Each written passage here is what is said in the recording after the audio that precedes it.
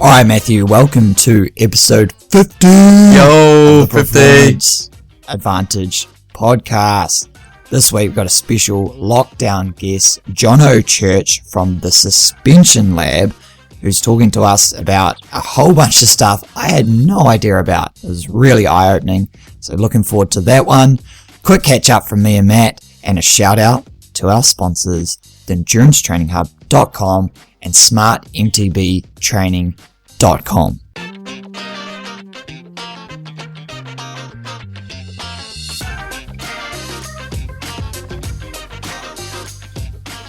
Will, what's been going on during lockdown?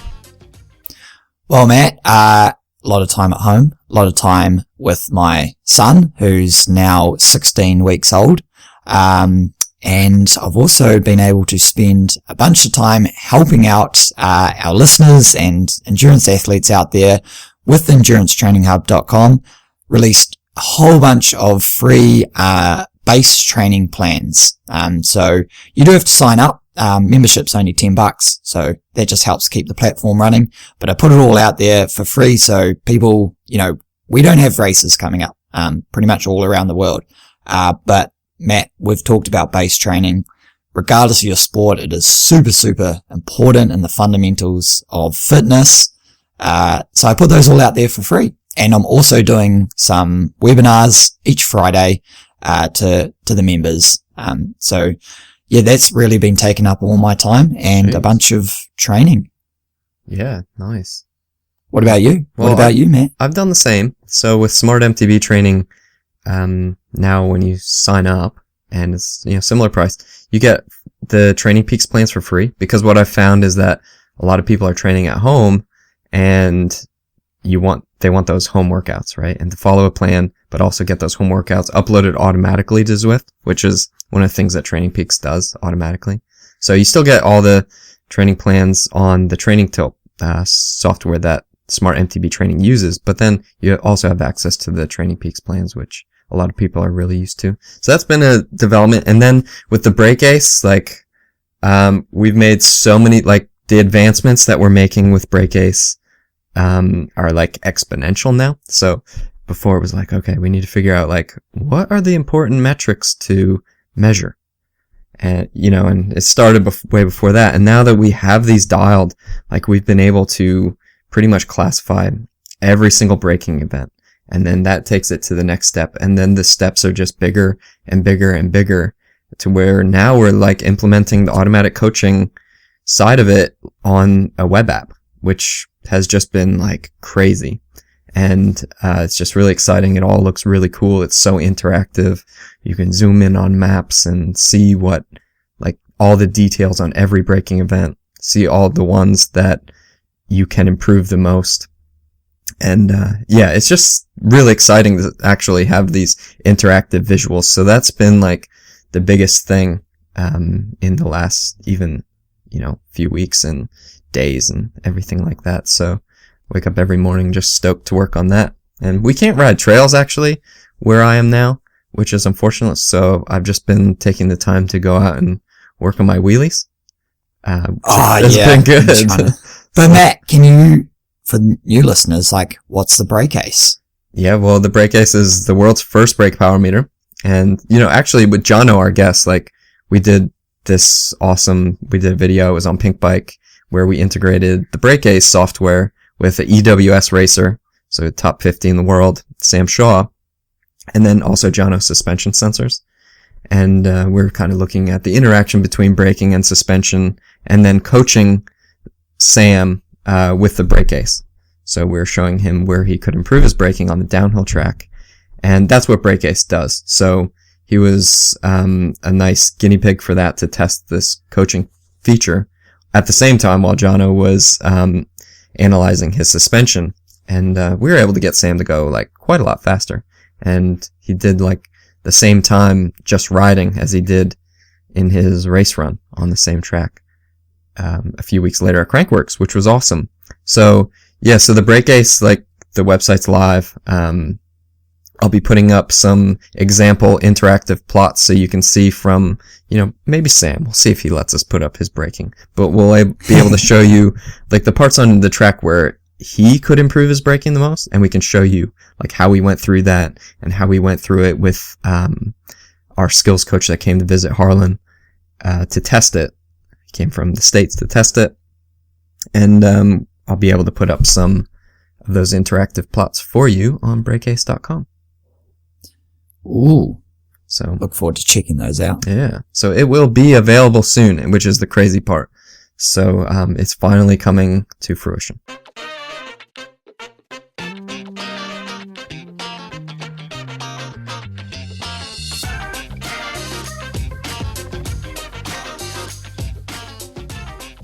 Okay, Matt, today we've got good friend of yours and Crankworks partner, Jono Church from the Suspension Lab. Why don't you give us a bit of an introduction on who Jono is and what he does? So I first met Jono pretty much when I first moved to New Zealand, and we went and did this big group ride on this trail, one of my favorite trails. Maybe we shouldn't have been on. But he didn't say much, and I probably didn't say much, and we're just kind of those guys that maybe don't say much when you first meet us. And, we stayed in touch over the years. I just would see the things he put on Facebook. I'm like, man, this guy is super analytical about suspension, and I know nothing about suspension. So we stayed in touch over the years, and then we started talking a little bit about how suspension can interact with the braking, and then we decided like, okay, let's like do this together and figure out like how we can help people brake and ride better by looking at all this information. So that led us to Crankworks, where we set up a booth. Well, it actually led us to this, the study that we did with Sam, and we looked at all that information. My mind was blown, 100%, because I would consider myself, stupid when it comes to suspension. But, and it's funny because, Jono's obviously an expert, but he never made me feel like silly for not knowing anything about suspension, because when we were at Crankworks finally and we had some downtime, I was like, hey, could you check out my setup? And not knowing anything, like, I thought I had it set up pretty good. And I even remember thinking like, actually, I can't imagine my suspension feeling any better. And I even said that to him, and he didn't say anything. And he made some changes to my bike, like he resized my bushings.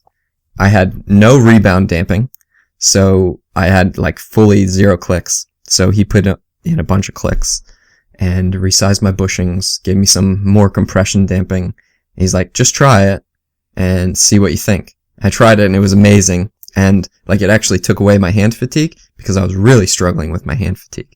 I thought it was because, like I had gone on the cruise, right? And I came back and I lost some hand strength. But it was really cool to me that he was able to, like, in a non-judgmental way, explain to me like how I should set up my suspension a little bit better. And then he was able to make the changes and like, okay, if it does this, try to change it a little bit this way. Let me know what you think. And it was amazing. No hand fatigue at all. And I got my PB on Strava. So there you have it. It's in the numbers. It is. All right. Here is Jono Church from the Suspension Lab, Rotorua. So what's been going on lately? So, well, yeah, not a lot, like everyone. Yeah, just spending a lot of time inside and, yeah, trying to think of ways to keep myself occupied, really. So, yeah, no, not a lot of business happening while we're shut down, but yeah, it's been pretty interesting chance to look into some new things to use at work and some new methods of collecting data or doing tests or, yeah, making some better processes. So, yeah, it's been an interesting time, but yeah, also doing a lot of work around the house. And, yeah, probably going to get to do some more actual training and riding on the trainer than I have in a long time. So that could be good as well. Yeah, there you go. Well, we have training plans for that, so we got you covered. Yeah, I was looking through that actually. I think I'll hit you up afterwards about see what you can recommend for me. Yeah, Free plan. I think like some of this is there'll be some pretty interesting things come out because people have been forced to. There's a lot of stuff, like there's a lot of blog posts and videos and stuff I've been researching just in the background, but you get so distracted by doing nothing. And now you're like, oh, maybe I should finish that blog. Exactly. Yeah. Or like look into something. So people are just, they're either going to like have a really well manicured property or actually have something done. Yeah, I think it's going to be interesting to see what comes out of this. Like, we're forced to come up with some, use their ingenuity and think of something, different ways to, I don't know, get stuff done in the world. So I think there could be some cool stuff come out of it. Yeah, because at the moment we're in New Zealand, so day 6, right? Yeah. I have no idea. day 6 of our lockdown, which is, everything non-essential is closed and we're only allowed to exercise from our property. But we're still allowed out, so that's pretty cool. Yeah, that's good. Yeah. Yeah, it's crazy. Some places seem to be hardly locked down at all. There's still businesses running, and in other countries, it seems mad. But the way of the world. So like, well, we should probably talk about why you're here. Okay. for suspension based stuff, but like you're a mountain bike guru, so apparently. Where was your start in like, how do you get into wanting to know more about suspension? Like, just always been generally curious and, like tinkering with things. I've always sort of pulled apart toys on my bikes or whatever just to figure out how it works and like to see the insides of it. I've always been into physics and maths, so just general curiosity. Yeah, exactly right. Obviously. And then when I got into mountain biking, like properly, I just naturally, you're like 14 on a cheap bike, so you're breaking it all the time, so you kind of have to learn how to fix it. But then, at the same time, you're just figuring out how it all works and how to make it better, and so it just naturally progresses as the older you get, the more experience you get, and you get new bikes, you get new things to figure out, and then suspension's always been, there's so much to it. There's, the parts are reasonably complex and, there's a lot of technology involved. So, and it's something that you feel on the bike. You're making changes to it makes a real difference. So, you get naturally pretty drawn to it. There's a lot of, just so much there to learn that you can look into and try out. So, there's just so much to learn from it. So were you quite young then when you started riding and started tinkering with all these things? Cause, suspension hasn't been super advanced for very long, has it? Or? No, not really. No, it's, so I started riding when I was like mountain biking first when I was about 10, so about 1996. And so suspension was super rare at that time. And that was mostly just riding with, my dad would take me out to the forest and then, that's actually, I remember like when guys were getting mountain bikes with suspension. I was man.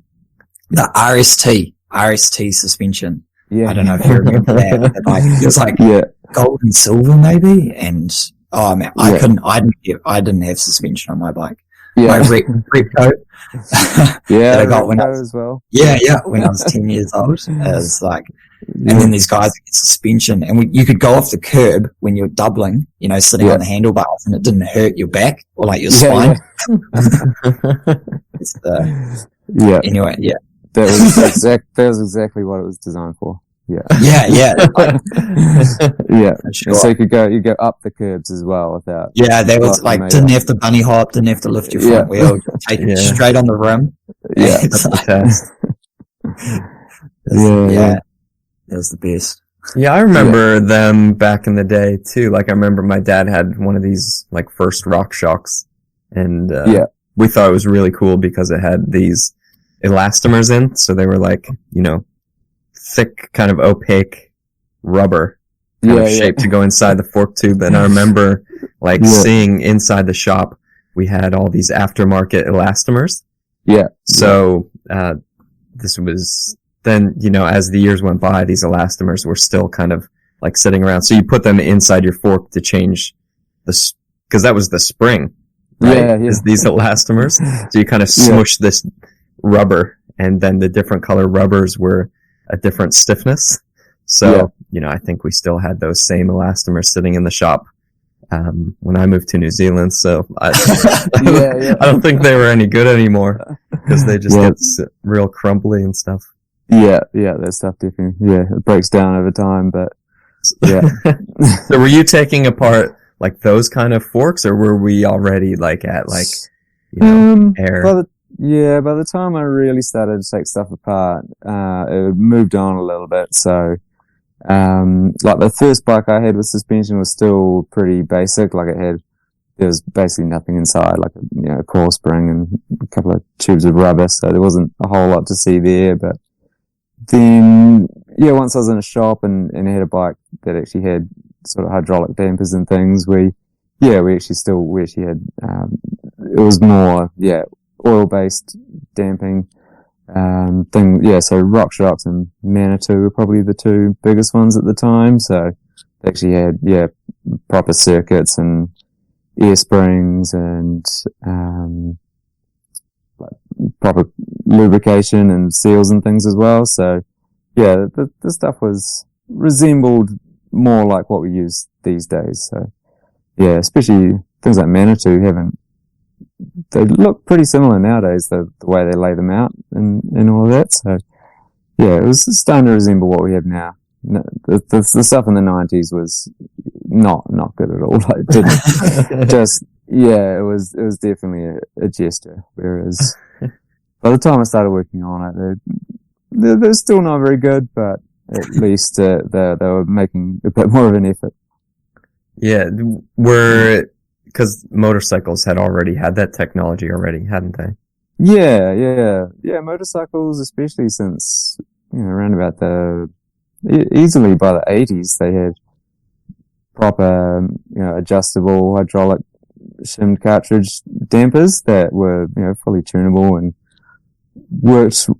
Was actually controlling the bumps and absorbing the bumps and actually controlling the rider. So yeah, it was pretty slow for mountain bikes to pick that stuff up. Like, we've used it on and off, but yeah, it was strange. It actually took a long time for that kind of technology to become mainstream and standard, I think. I think everyone is so scared about weight for such a long time.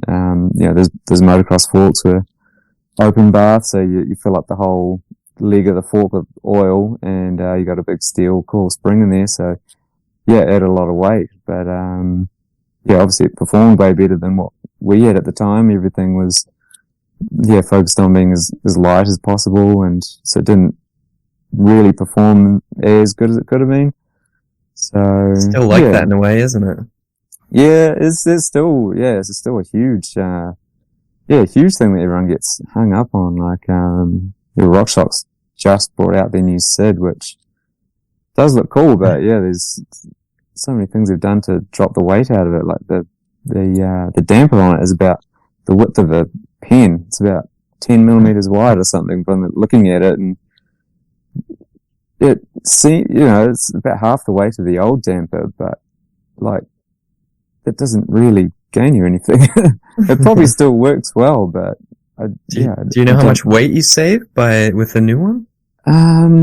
I can't remember the figures because they're doing a 32 and a 35 mil one. So the 32 mil, so that's the stanchion width, so that's the actual size of the fork legs, is, I think it's the lightest Sid they've made, which must be about 1.5 kilos, a little bit lighter than that maybe. I can't remember what the cross-country forks are nowadays. So overall, it's maybe saved about 200 grams over the whole fork, I think. So I have almost no idea what you're talking about. Okay. So we should go into, although I'm finding it like, it's definitely interesting, but Yeah. can you explain to me, like, kind of a layman and like just the basics of suspension? Okay. I think this is a good exercise actually for everyone because I always hear like these, like even from mountain bikers, I'm hearing like these weird things about suspension, and it seems like everyone has like there's different ideas. So what you get is like this information being passed on from someone like me who doesn't really have an idea, then to someone like Will who doesn't have an idea, and then he takes some of what I said, mixes in what he thinks he knows, and then he tells his friend. And then this misinformation just spirals out of control. And suddenly we're back to square one where we actually have no idea even what suspension is supposed to do. Well, like in my head, suspension is a spring and it compresses. Like that's kind like on a car, you know? And then like, And then you guys, like I know there's like air, there's spring, there's oil, there's hydraulics, like, and you can pump them up. Can we start with, can we start with like, what is it supposed to do? Yeah. Right? And then like, how does it do that? Okay. So, it's got this, I guess you can break it down to two things it's trying to do. One is it is isolating the rider from the feedback from the ground. So all of the bumps coming up aren't being transferred to the rider. So, the rider's not being shaken about or, losing control. And that way the wheel can actually follow over the bumps in the ground. So the wheel is actually able to maintain contact with the ground. So it actually has grip so that when you turn or when you brake, your wheel is actually, all of that force is actually being applied to the ground and, handling in the way that you want it to. That's good. Yeah. I get that. That makes sense. Yeah. That definitely makes sense. Yeah. So that's pretty much, that's one of the main things that it's doing. So the wheels, instead of, if you had no suspension, the wheel would, every little bump, it would just bounce straight off. And you can't, in that situation, if the wheel's got no grip, you can't brake, you can't pedal. So well, if any of us have mountain biked, we've all forgotten to turn off our lockout. Yeah. And gone started going, and you're like, gee, and you're like bumping down this track while trying to turn your lockout off so you can turn the suspension on. While so you don't have control or like your wheels on the ground. You're one hand on the bar and like one. Yeah, it's just a mess. We did this research study when I was at the uni, like looking at the vibrations on bikes going down like steps and stuff with different kinds of suspension. I think we had like a rigid fork, a RockShox Sid that probably could have used a rebuild, and then one of those leaf spring forks, those Lauf ones. And we just had a series of steps we were going down. I think we hit a root and did a drop, and we were looking at like the difference in the vibrations and stuff. Because what we were interested in actually, since I started doing physiology, we're interested in like, okay, how can the suspension like save energy for the rider? Because if we don't have suspension or if we don't have any kind of interaction, the vibrations go directly from the ground through our bodies and then shake our head and then we die. So what we do without even thinking about it is we use our arms and our legs to dampen these vibrations a little bit. But that takes a lot of energy because that's muscular contractions. So we were like, okay, well, we need to kind of isolate, use the same riders and then, isolate different aspects of the track to figure out how good we are at damping vibrations with different equipment. And then potentially figure out one that can save us the most energy. Because our muscles don't have to do as much. I can't remember what the results are, but that one's published in Sports Biomechanics. But, there's a lot to it. And we did vibrations for a long time, looking at vibrations and impacts and stuff.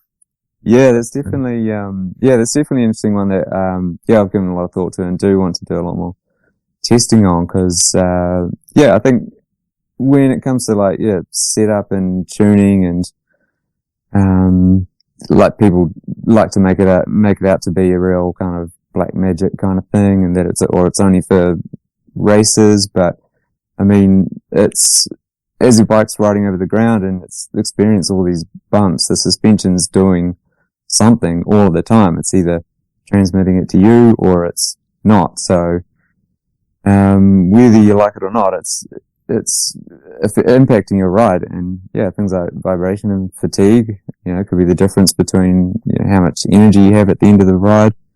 You may not be racing, but I mean, if you're tired or you're sore at the end of a ride, then that's something that your suspension can definitely improve if you want it to. So all of that stuff is a big part of what it's doing, even whether you realize it or not. So how is it doing it? How is it doing it? So there's two main components to any suspension unit, whether it's a fork or a shock, and that's the spring, like you said before. It's either these days usually an air chamber, compressed gas, or a coil spring, like a metal steel wound spring inside the leg, and the damper, which is usually some kind of hydraulic unit. There's with valving in it that controls the rate that it compresses and it extends. So basically the spring is what supports your body weight, so it holds your weight up off the ground, holds the bike at a particular height, so there's enough. It can compress a certain way, as far enough to actually absorb bumps, but it's always got sag too, so that it can push the wheel down into bumps too. So, and then the damper controls the rate that it does that at. So if it was completely undamped, then every time you hit a bump, it would obviously extend back out way too fast and pitch you forwards or backwards. If you had no compression, so obviously there's two sides to it. Compression is how quickly the suspension compresses downwards or the wheel comes up to you. And then rebound damping is the wheel returning from that compressed state back out to full extension. So the damper, by controlling that rate that it extends, you can control how the energy is dissipated over a bump, basically. So if the damper was too strong whenever it tried to hit a bump, it would basically resist the movement too much and transfer that energy to you. Whereas if it was too soft, then the wheel would blow through its travel too quickly and not follow the bump properly. It would sort of just transfer it. It would absorb too quickly, compress too quickly without absorbing any energy, and then also be transferring that to you, one way or another. So yeah, the damper is what makes sure that the wheel follows the ground without transmitting too much to you, basically. And then the other way around as well, so that when you move your body weight forwards and backwards, that sudden shift in weight, or when you hit the brakes, that you get some kind of weight shift every time you put an input into the bike. So the damper stops that weight shift from happening too quickly, so you don't suddenly load the front wheel and completely unload the back wheel under brakes. Because in that kind of situation, you might overload the front tire and you get a washout, or you might, if you're unloading the rear wheel, then the rear wheel might slide. So having your damping tuned means that those changes from front to rear don't happen too fast or too suddenly. So for in a context, I think that most people could understand, Matt said about his study going downstairs. Yeah. Like, if you've ridden downstairs, it's like kind of thing. Yeah. That's the sound effect of anyone going sounds downstairs. just like that, actually. Yeah, it does. Yeah. You're welcome. Yeah. So what would be going on there? Like, what's happening with the spring or the air, compressed air? Yeah. And the dampener? Like, so, yeah, it can be a few different things happening depending on how it's set up, but usually, or like, how would you optimally, like, set that up just so I can get my head around how each of those two components works? Because obviously it's like really fast. Yeah. And not really large. Compressions, right? Yeah. So, I guess to start with, we'll ignore that tire. We'll pretend it's a rigid tire. So I don't get too carried away. But, so, yeah, when it's really small like that, it is, you're compressing the spring, I guess, because it's not large bumps, the spring isn't going to be compressing very far. So there's not going to be a lot of, which means it's not, because as the spring compresses it stores energy to bring back out as well. Yeah. Right. Like any spring, you compress it and it springs out. Yeah. Gotcha. Yeah. So I guess it should be obvious, that part. But then what the damper's doing is they're pretty much always speed sensitive. So as the faster the wheel moves, the more force the damper is going to provide. So when you're hitting those kinds of bumps, it's trying to push. At this point, it gets I'll try and not get too technical, but it's that's kind of those sort of small bumps. It's actually not moving super fast. So usually the damper's just giving a little bit of resistance. It's just absorbing a little bit of that energy. Like there's a little bit of,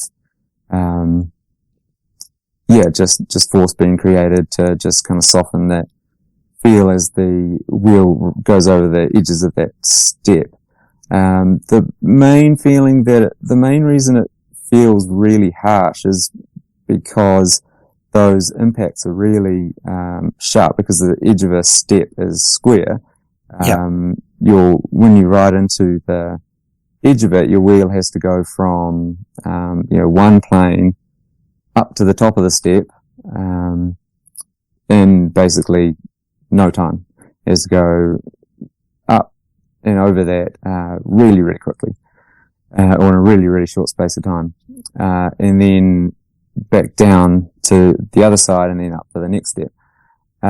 Sometimes, in a lot of cases with suspension, because of, that damping force, it might not come back down. It'll go up really quickly, but then it may not come back down in time for the next bump. So it's still actually extending by the time you hit the next one. So you actually get that, so it's going to feel really harsh as the wheel kind of slams into the bump rather than just riding along as it's at its normal speed. And then, so that makes the next impact more violent, so the wheel will kind of bounce up even higher the next time. So it'll use more, because it's going further into the travel, there's more spring force, it's traveling faster, there's more damping. But then again, it may not come back fully out for the next bump, and so it's all being exaggerated because those bumps are so short and violent. The wheel just doesn't quite follow it as smoothly as it could. It's like it's doing sort of too much work because it's being bounced over those hard edges and then not coming back down quickly enough. Yeah. So like suspension kind of works better. Like it can work more ideally if you hit a bump and then have a little bit of a break. Like I guess steps are pretty complicated because it's bump, bump, bump, bump, bump, bump, bump. Yeah. For like, I thought it would be easy. Yeah. But that doesn't always happen on a trail, right? There are times like that when it happens on a trail. But there are,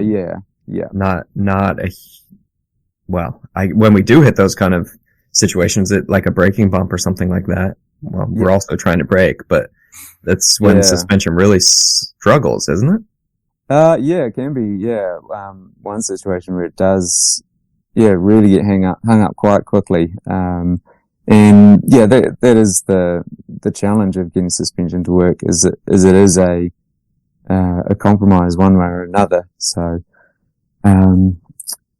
like as we said, the damping is speed sensitive, and your adjustments that you can make to it, adjust how much that force comes on at a certain speed. So every bump is going to accelerate the fork or the suspension in a different way. So making it respond to, say, short, fast bumps and big, slow bumps is going to require two different setups. So, which is not possible. Which right? Not like you can only have one setup. Yeah. So you basically have to tune somewhere in the middle, somewhere that can do both of those things as close to as good as possible without affecting the other two badly. So the braking bump situation, is a tricky one because it is so generally so fast and repetitive, like having those bumps straight after each other. And there's a lot of different forces going on that unsettles the bike a lot and that's the kind of thing that most people probably complain about the most is any track with a lot of braking bumps. They'll struggle with control. They'll get sore hands. That's probably the first thing people will point out when they're wanting their bike to be improved, because it is something that basically anything that's resisting the fork will compound pretty badly in those kinds of things. So like braking. Okay. Yeah. So friction is a huge thing especially in mountain bike forks, and especially under that kind of situation, because when you brake, you're obviously putting a lot of load on the tire, but then you're also the fork will basically be bending. It's a huge lever that's having a huge amount of torque put on it. So when you are braking in those situations, it's trying to bend the whole thing, and you got these two fairly light alloy tubes trying to slide through the lowers, the lower part of the fork is the external part of the fork has got two main parts: the stanchions, which are the round tubes at the top, and then the casting or the lowers at the bottom, in case the bottom of the fork, and they got bushings in there to allow it to slide up and down, and there's not a lot of clearance between those two. So when you're in that situation and you're braking really hard and it's bending the fork, but then you got these really harsh impacts trying to compress the fork upwards, that friction involved gets huge, and the fork just won't move. So half of the harshness you're feeling is just the fork, the whole thing being bounced off the ground, because it's not actually responding to the bumps at all, because the bumps are so relatively small and so fast that the suspension doesn't even have time to overcome that friction force to actually move. So a big part of making it respond to something like that is just removing the friction and making it respond as quickly as it can, so then it can get onto the actual processing the bump part. Yeah, that's one of the things that you did when you worked on my fork, where you resized the bushings, and I definitely noticed the difference right away. But I think it's so interesting how you talk about flex, because obviously I'm really into the whole braking thing, and when I look at slow-mo stuff, because slow-mo phones take great video in slow-mo now. Yeah. So if you look at someone's video, or you take your own video of hitting a bump, whether it's square edged or a drop or something like that, you can see things flexing. Oh, we didn't, I don't think we knew that before, you know? Like, we didn't have a great understanding. And things are pretty stiff these days. And compared to where they were.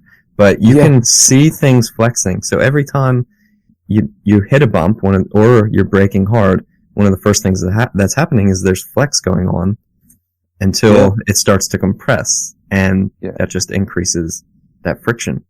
Which is crazy. I think, come here, Matt or Jono, you told me about that.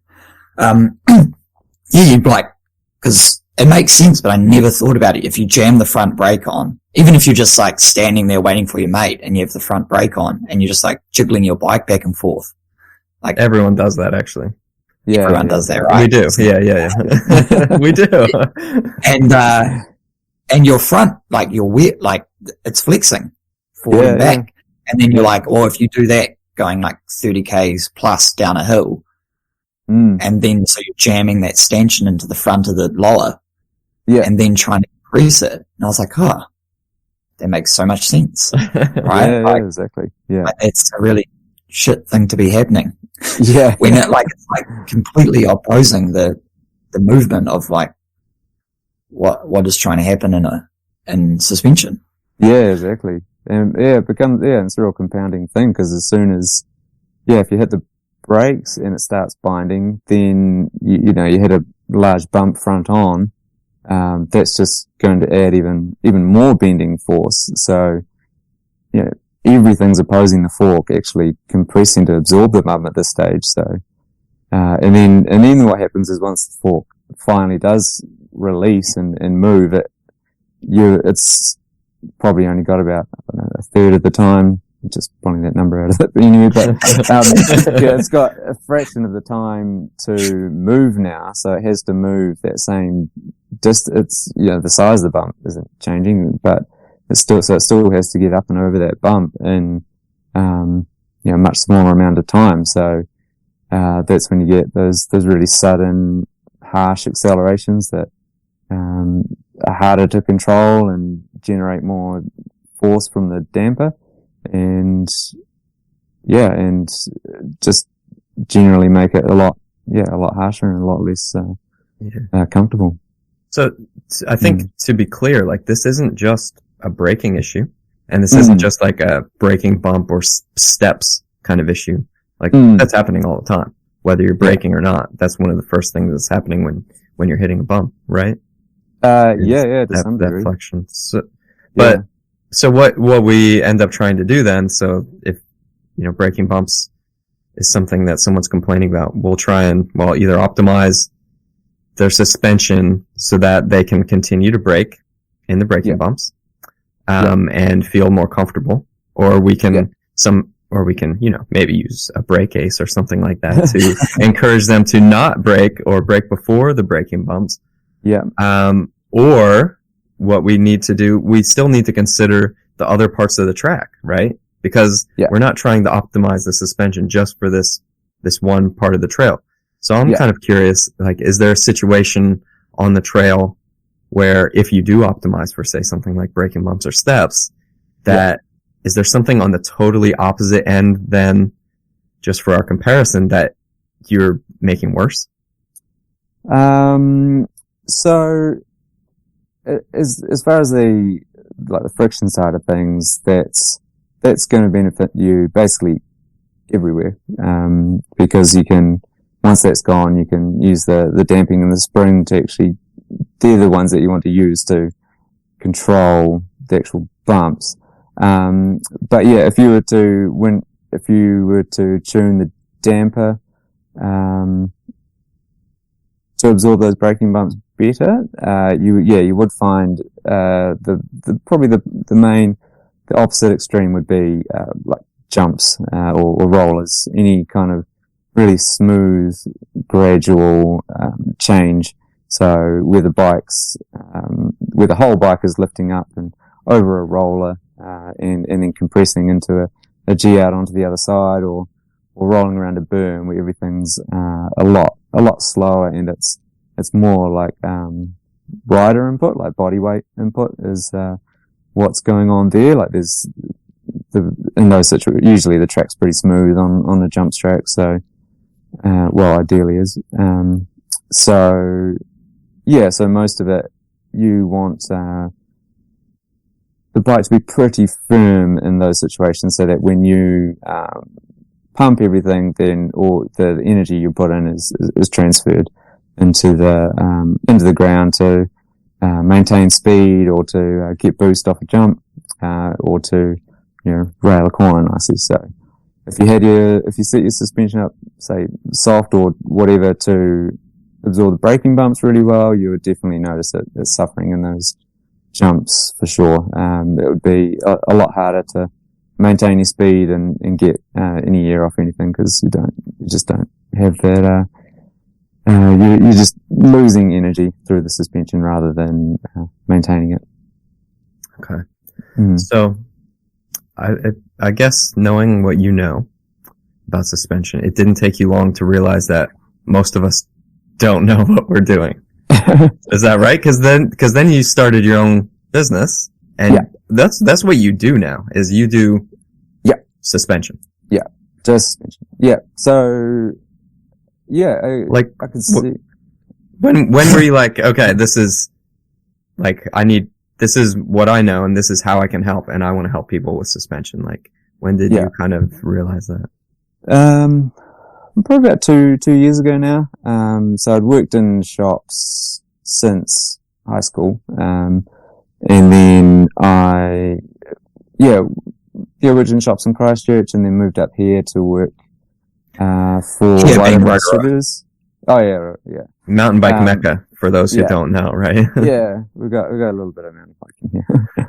I worked for Wide Open Distributors, who at the time was the Mazuki suspension importer. So I ran the workshop there and did all of their sort of service and tech work and warranty stuff. So yeah, that was a really good place to learn a lot about suspension when you're doing it day in, day out and seeing the things that go wrong with it or the things that people struggle with or the things that people, just by the way that people ask for something to be done, you get a feeling for what they want out of it. So from that and then going back into a shop and, selling bikes and helping people, setting up bikes and tuning bikes, you start to see these common trends and common themes that people struggle with and not being comfortable on their bike. You get a lot of people that would buy a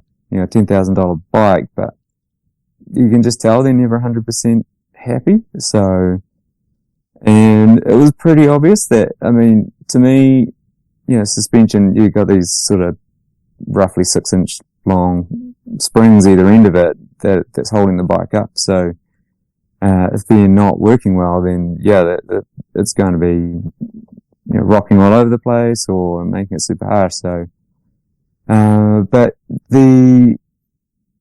just clearly the general knowledge out there wasn't really good at all. What we get from the manufacturers is okay, but not super in depth, especially when it comes to problem solving things for people. So, I was like, okay, well, I want to start with, I was just like, okay, I want to do what I can to just learn more and at least try to offer, better service in the role I was at. But pretty quickly, could see that,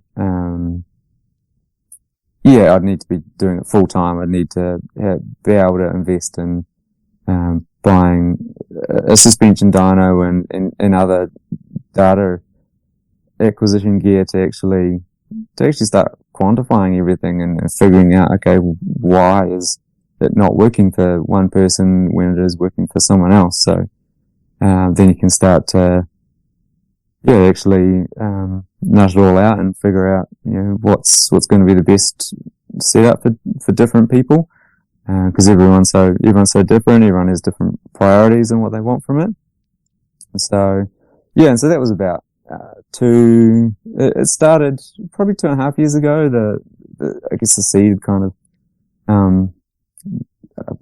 the seed kind of started that I wanted to, just start developing this more and more, and it just, eventually grew to this point where, I decided, okay, I'm gonna open my own business where I can offer this stuff I already knew, but then also spend a lot of time learning, as much as I could, and just continually work to find out the best ways of making bikes better.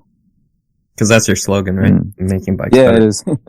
Yeah. It is. Yeah, and because I don't know if I really set out to have a slogan, but I think it was actually I listened to a podcast, I think, on someone early on describing how the best companies are the ones that explain why you do things rather than just saying what you do or even maybe how you do it. Then you want to actually tell them, why you're doing it. And it was pretty simply I just want to make bikes better and make it, make it more enjoyable for people or faster or more comfortable, whatever it is. That's the simple goal at the end of the day. It's not so much, about making the fanciest bikes or the flashiest gear or whatever. It's just, the way I feel will make a good contribution to just your general enjoyment on the bike. Yeah, so I thought it was interesting, actually. You know how you say doesn't have to be the best bike, because when we were at Crankworks and we had our booth, people were coming up and they were just asking you things about suspension. And there were people coming that, knew a little bit, knew a lot, and you were able to kind of explain to them things quite simply, and I was able to understand it, which I thought, I learned quite a lot. But I also found it really interesting that people would come up to you with maybe not the very best fork, and they'd be complaining about it, and you're like, well, actually that one's pretty good. And I was like, I thought maybe you just need the very, very best one for it to be like good enough, but it seems like even like a mid-range kind of suspension is pretty good, and that you can make it better. Yeah, definitely. Like, I guess going back to stuff I said a few times about, just stuff like, the basic stuff like friction is such a huge part of it, that as long as the fork isn't inherently sticky or tight for whatever reason, and it's got a spring design that, is tunable, then you're most of the way there. Like these days, the big brands, Fox and RockShox, use pretty much the same chassis, the same platform for their entry level gear that they do for the top end. So, it's not going to perform the same, but the bones of it are there that you can get it working reasonably well. You can, as long as it's serviced and sliding well, and you get the setting, the pressures and everything in the right sort of ballpark, it will work. It will do the 90% of the job you want it to do, pretty capably. So, if they don't have the fancy damper or whatever, then we can just spend a bit of time, and not too much money at all, just make sure it slides right, and just getting the settings that they do have, or the adjustments that they do have, in the right spot, and it'll work well. And the other things, obviously, tires and the pressure there is a huge influence as well. So just having your tires set to the right pressure, like low enough that they are absorbing a lot of the small bumps, which again is the biggest complaint people have, is just harshness and vibration and feedback. So, the tires play a big role in that, and dropping a few PSI out of your tires costs nothing. So, just doing those small things, makes it work really well. When you get into the higher end stuff, it's really, you're really only going to notice the difference in the more extreme situations, or the more yeah, where you're getting a huge amount of large bumps back to back, or sort of really pushing it a lot more. So, and that isn't what's happening 90% of the time on the track. You're not experiencing those things. So, you're not really missing out on that much if you don't have the top of the line product. Is there any gimmicks out there? Oh yeah, definitely. Oh yeah. Because I know with like some of the, running shoes, there's a lot of tech, quotation mark, like tech that's just rubbish. Oh, it doesn't make any sense. Yeah. But it makes sense, like, if you are marketing it. Oh yeah. And you're like, but then in the actual fact, you're like, that doesn't work. It doesn't work like that. Oh yeah, there's oh man, yeah, there's all sorts of definitely gimmicks. Some brands will, they'll push a particular. It often comes from the bike companies. They'll spec a particular technology on their shocks. Usually, it's something along the lines of a pedaling platform. So that's what the sort of a generic term we use for a shock that's really firm at low speed. So when you're in low speeds is that body input, sort of pedaling and pumping thing. So when you're pushing on the bike slowly, it will be really firm. It won't move that much. But then when you hit a bump, it will still open up and move. And there's been all sorts of products over the years, or valves over the years, that supposedly do both of those things, as in pedaling and bumps, really well. But in reality, they don't at all. And they're pretty, they almost always pedal really well because the bike's really firm, but they don't absorb the bumps anywhere near as good as just your traditional valving. Like your standard hydraulic damper valve is a pretty basic device. So the gimmicks that they add to it, these different valves and things, just aren't really needed, and they don't really help a lot at all. So, but yeah, like you say, it sounds good to market. It sounds good in the marketing thing. If you can say that your bike pedals like a cross-country bike, but still absorbs bumps, like a downhill bike, then people are going to lap that up, when in reality it's not. It doesn't work like that. And it maybe not even that important either. No, it's not. Yeah. But I guess this kind of like gets us into like, suspension is so much about feeling.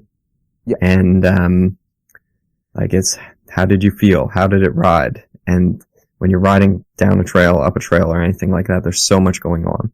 Yeah. And actually, it kind of seemed like when Will was kind of talking about suspension and you were talking about suspension, it seems to me like there's also this language barrier between like someone who maybe doesn't know as much about suspension, someone who does, and you're trying to interpret their information. They're trying to understand what you're saying.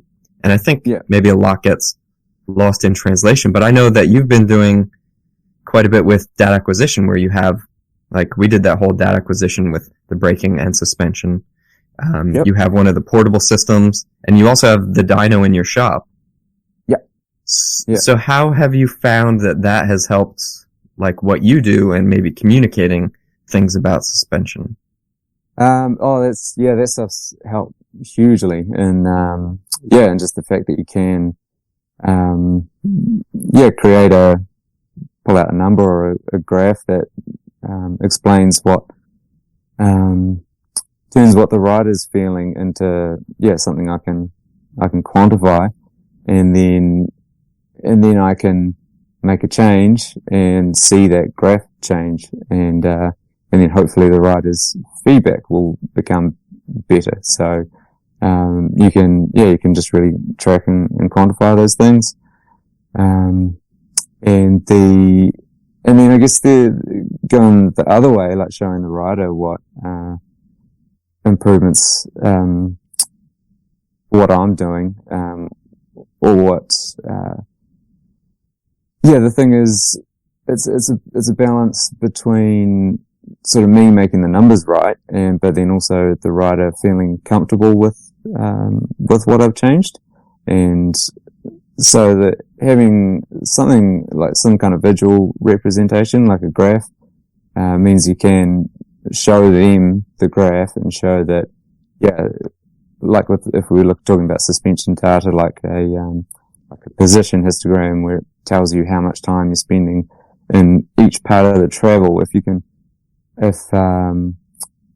A really common sort of example is quite often if your suspension's too soft, it will feel really hard, because there's just no real travel left, available to absorb the bumps. So, but it's a really hard concept for most people to get their head around, that something being too soft makes it feel too hard. Whereas if you've got an actual graph, an actual readout, that you've taken from their bike while they've been riding it, that shows them that they are actually sitting really far into the travel and using that end of the travel, it explains to them that, they can see that, okay, alright, that does make sense. It clearly is too soft, and that's why it's too hard. And then, once you make the change, you can see that graph change, and at the same time, they are feeling that difference too, that it is actually feeling softer or feeling more controlled, even though it's harder. So, that's where it really, makes people understand what's actually happening on the bike. That's the thing that people struggle with the most, and I think they probably try too hard to think about what's actually happening, rather than just thinking about how it feels, whether it's too hard or whether it's harsh, or you don't have enough grip, or you don't have enough control, struggling under braking. They try too much thinking about, that means the suspension's too hard, or it's got too much damping, or it's got too much progression. So I think that's one of the biggest traps that people get into, is they try too hard to think of that lingo or the terms that they want to describe it. But that's not their job. They don't need to be able to explain that part. I think, they only need to worry about the feeling side, and then I can interpret the feelings into the lingo, and then back into feelings to give back to them. And, and then, as well as, changing their bike, and then use the data as that nice sort of, I guess, translation tool. Yeah. I mean, that's the thing we do with athletes, isn't it, Will? Like, whether we're looking at heart rate, or we're looking at power meters, or even, running power, braking, it just cuts out that barrier between, like, okay, like, we're looking at it right now. Like, you and I, we're both looking at this. We need to bring your feelings into it, right? Because that's obviously really important. And that feeling, kind of plays to how we make changes, but we need those numbers to really quantify it. Yeah, that makes it's so much easier when you can show them. Yeah. Especially the graphs and things, and like, that makes it way easier. But there's that, SRAM, have that shock whiz, right? So that's like, my limited knowledge, the only, like, commercially or whatever retail available thing to measure suspension, is it? Like, is it any good? I've only had pretty limited use with it, and it seems to have mixed results. It is a really good idea. I do like the general concept of it.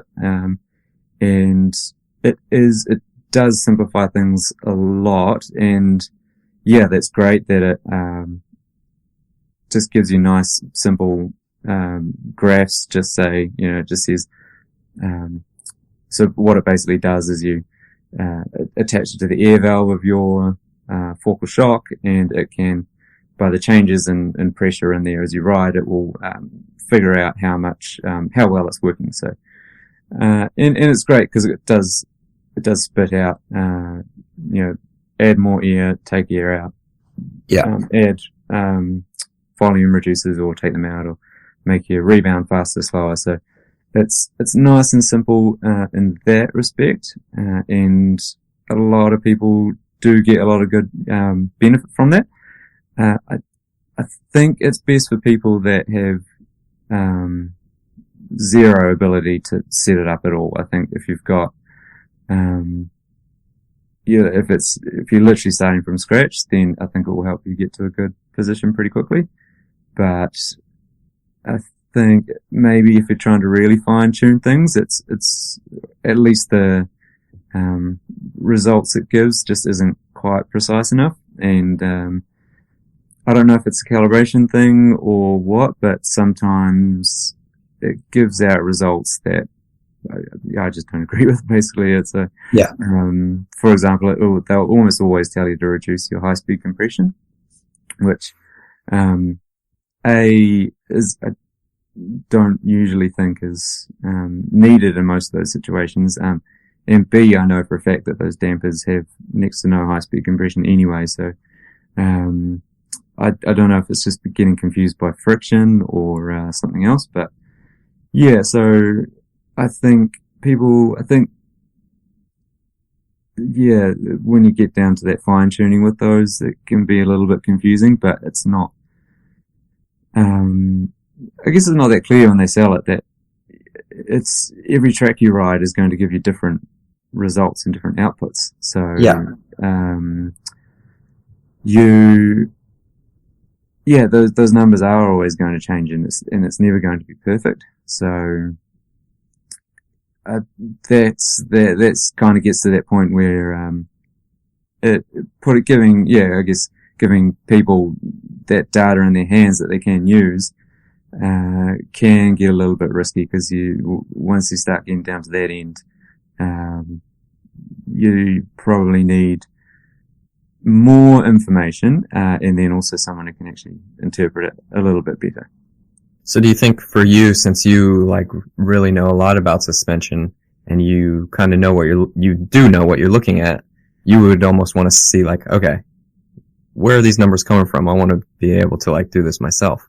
Yeah, I think that's my main sort of frustration with it, is that it's, it says, it'll say make your rebound faster, and I'm like, okay, well, how much faster?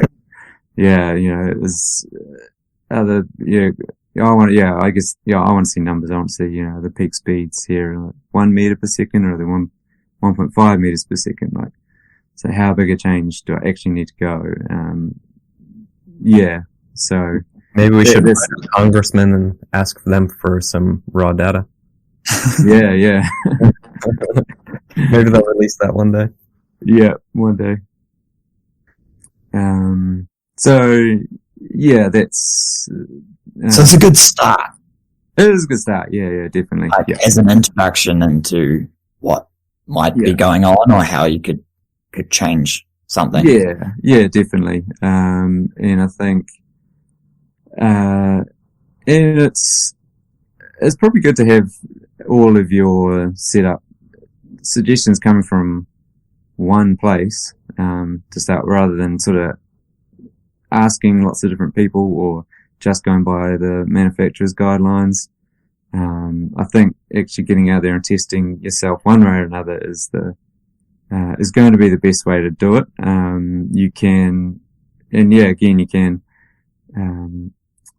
combine what you're feeling with what the results the shock was, or whatever data is giving you, and that just starts to train you to actually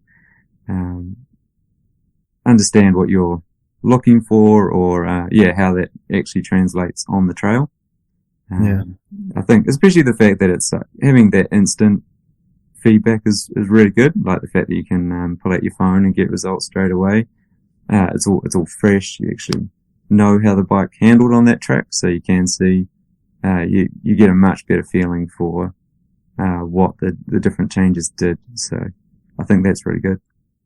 One of the things that I found really cool that you did there at Crankworks is you used the motion instrument system, and you could send the rider away, and you could basically do like remote tech. Yeah. Right. So like they would go away, upload the data to the cloud, and then you would be able to look at the data and then tell them what changes to make when they're out in the forest and you're in the shop.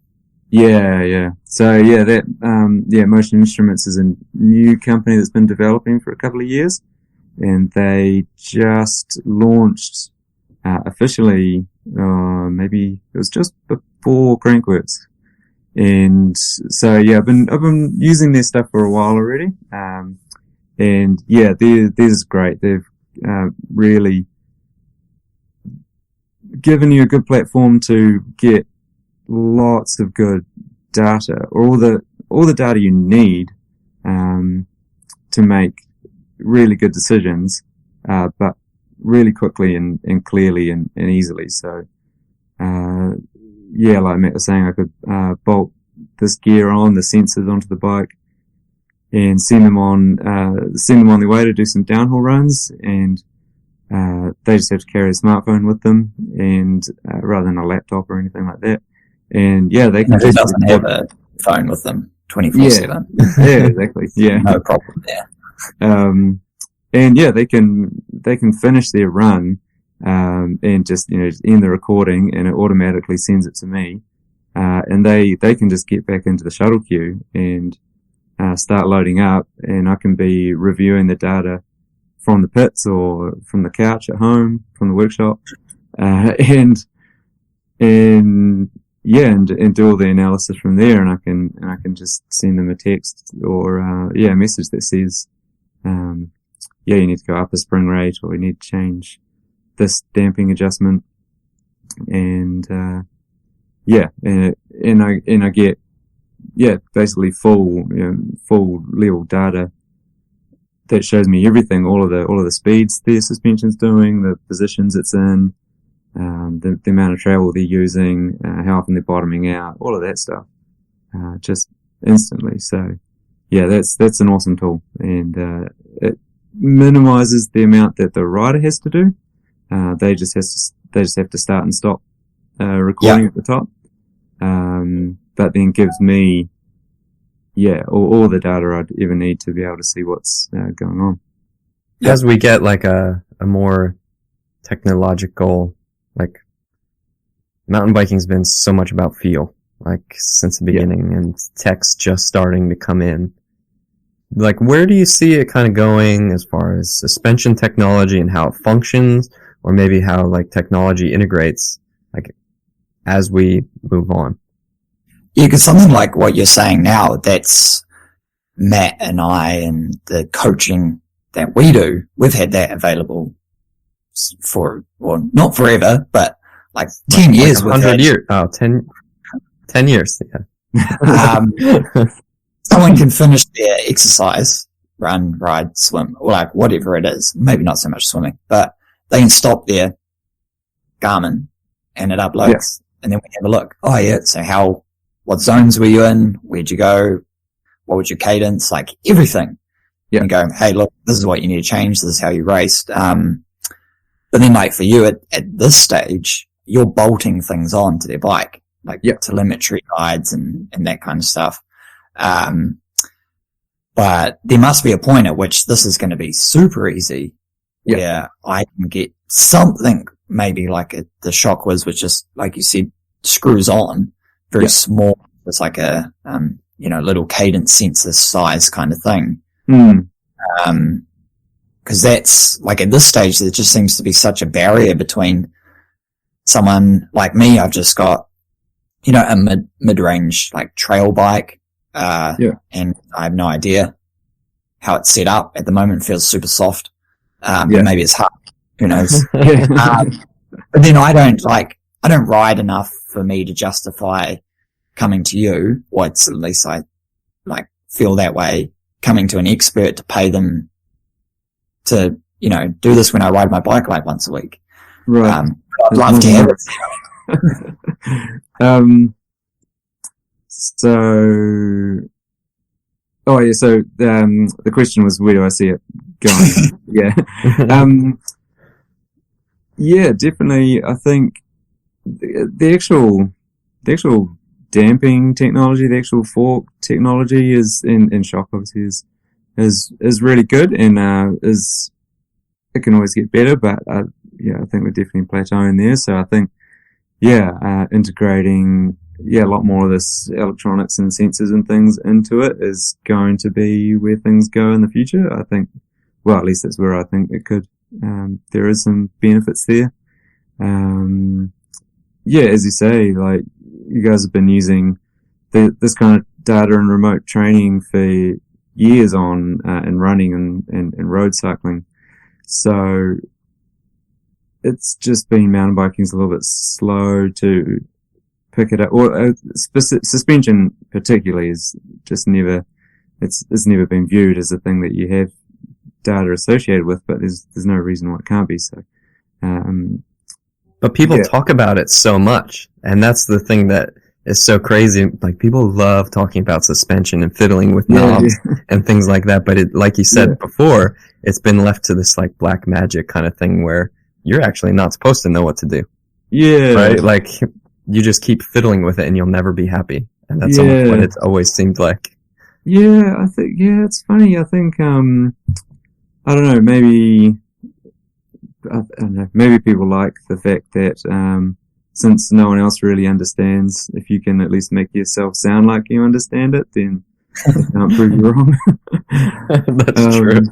So, yeah, I think it's a funny one. I don't entirely know how to, I don't know why people can be resistant to having, using data for things, because it just makes it so easy, really. Like, you can just see exactly what is happening and what's not happening.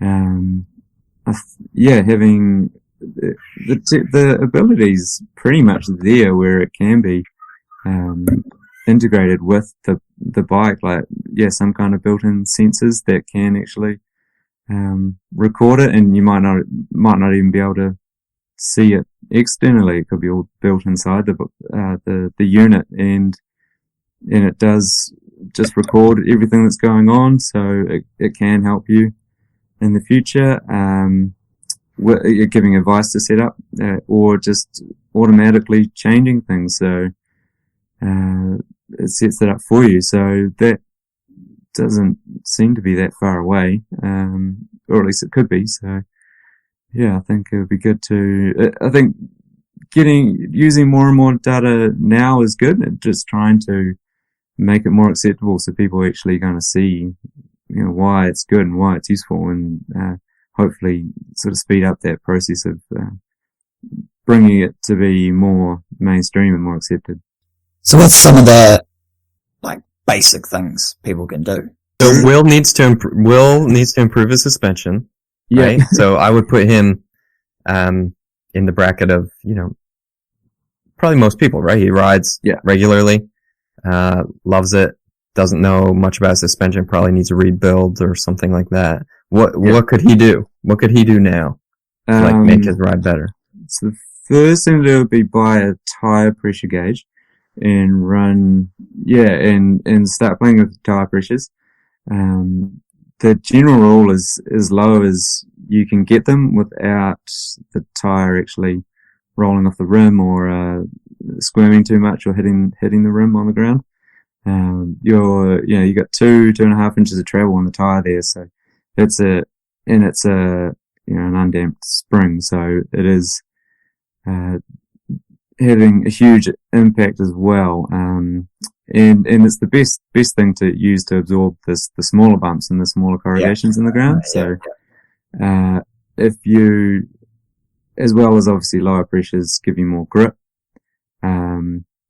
it doesn't necessarily make you roll slower, which is the common, theory, or the common idea, that softer tires are slower, but with more grip, and then harder tires are faster but have less grip. And that's doesn't really hold true, or at least, it's not a linear thing. So, but again, it's something that people never measure. They're like, oh, I just pump my tires up for the race. It probably feels really harsh.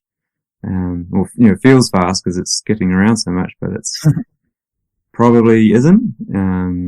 So the first thing to do is, make sure your tires are dialed, because that will, fix a lot of that sort of vibration and harshness things that most people try to fix. So that'll save you a lot of time later on, in getting that stuff sorted. And then, the most important thing is getting your spring rate set. So, make sure you got a shock pump with highly recommend something with a digital gauge, so you can actually get, fairly precise readings. And start off by, the easiest way these days is setting it up by sag to start with, which is how far the bike compresses under your body weight. So you sit on the bike and see where it compresses to. It's usually somewhere between 20 and 30% of the bike's total travel. Get those things into a ballpark, and then really the best way to do it is get out on the trail and try change a few things. If you think it's a bit soft, then add 10, 20 psi and ride it again and see if it feels a bit better. If it does, add a little bit more pressure again. And just spend that little bit of time making those basic changes, like just playing around with the air pressure. And you'll feel the difference pretty quickly. As long as you kind of note your settings before you start, you're not going to get too lost in it. And then once you're there, your rebound damping follows the spring. The rebound is basically determined by how much spring force is pushing the shock back out. So, and there's some pretty simple ways to set that up. The one most people will use is that if you are sitting down and you roll off a curb, your rear shock should compress down to a certain point and then bounce back up a little bit higher than your sag point, and then drop back down and settle to sag again. And it should more or less do that once or twice, but not continually bob up and down, and not feel like it's taking too long to come back up. And they're really the only two things you need to worry about if you're setting your up at home and just want it feeling better. Just get your air pressures or your spring rates sorted, and then the rebound sort of matches it. And just fine tuning that stuff is the easiest and fastest way to improve it. A lot of people will, one of the big traps people do is they'll set it up by sag, like they'll sit on it, go, oh yeah, that looks like 25%, 30%, whatever, and then ride it, and it won't feel right, but then they instantly start jumping to something else to change. They start going with volume spaces or compression settings, when really sag is just an indicator, and you still have to spend a little bit of time actually getting the spring rate feel right before you worry about anything else. Actually fine tuning that spring setting is the best thing you can do. But the other question I had, I think people find helpful, how often should we get our suspension service? So the basic rule, they usually give it in hours, but hours is pretty vague in that most people don't record how many hours they ride, and also, 50 hours for one person's could be a lot more intense than 50 hours for someone else. So the general rule I give people is once a year for everyone. If you're somewhat regular mountain biker, you should service them once a year. If you're pretty casual, then there might only be a basic clean out and lubricate things, just changing your lubricating oil. If you're, pretty into it, like weekend warrior type guy, then yeah, that'll probably be a full rebuild, so everything's stripped down and replacing all of the seals. And then from there, like if you're really riding like several times a week, several hours at a time, then you want to do those basic services or those intermediate, like oil changes more or less as often as you can afford, really.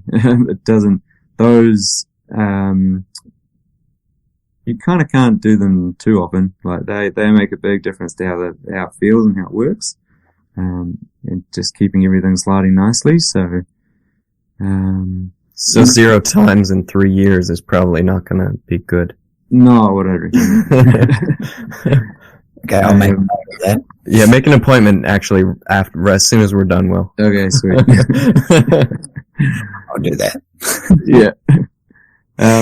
Yeah, and just doing that basic stuff, the basic services is really, really important because it's relatively cheap. It helps. It makes a big difference to that sliding friction, which just drops off so slowly that most people don't feel it. But then there's the time when I can inspect everything. I can check that the damper's still working properly. There's no wear showing up anywhere, and just keep on top of all that stuff. So then hopefully catch any bigger problems before they get really bad. So that's the key thing for people to do probably more regularly than they do is just those basic servicing. Sweet. Well, that tells me a lot about suspension. So I think you wanted to do a giveaway for one of our listeners for this podcast.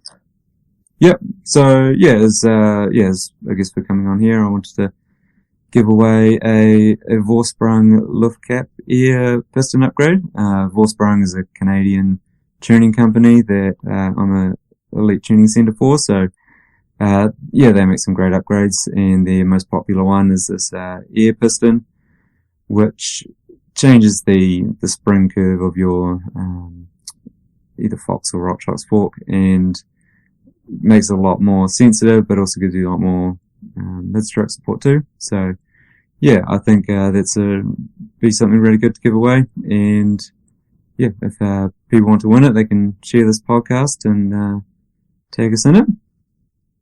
Yeah, so just share the podcast. Super simple to do in like Spotify. You can share it right to your Instagram story. Like that obviously helps us because it gets the word out about the podcast. And you can win a sweet upgrade for your fork. Yeah. And we'll just arrange it after business is back to normal and just send it into Jono. Yeah, we'll get in touch and work out what one you need and put you top of the list for when I can finally actually do some work again. Yeah. Sweet. All right, thanks, John. It's been super interesting. No problem. Find out more about my suspension and that I probably need to service it. Yep. Hopefully I won't. I'll share it. I'll share the podcast. So where can we keep up with you, Jono? Okay, yeah, so I am just the Suspension Lab on Instagram. I try to be fairly busy there. Try to post stuff pretty regularly. I think have some interesting stuff happening in the shop, so that's the main thing I do. Also on Facebook is the Suspension Lab as well. And then obviously the website, thesuspensionlab.nz. Sweet. All right, cool. Well, you have a good day, and catch up. Thanks for having me. At the end of lockdown. All right, yeah.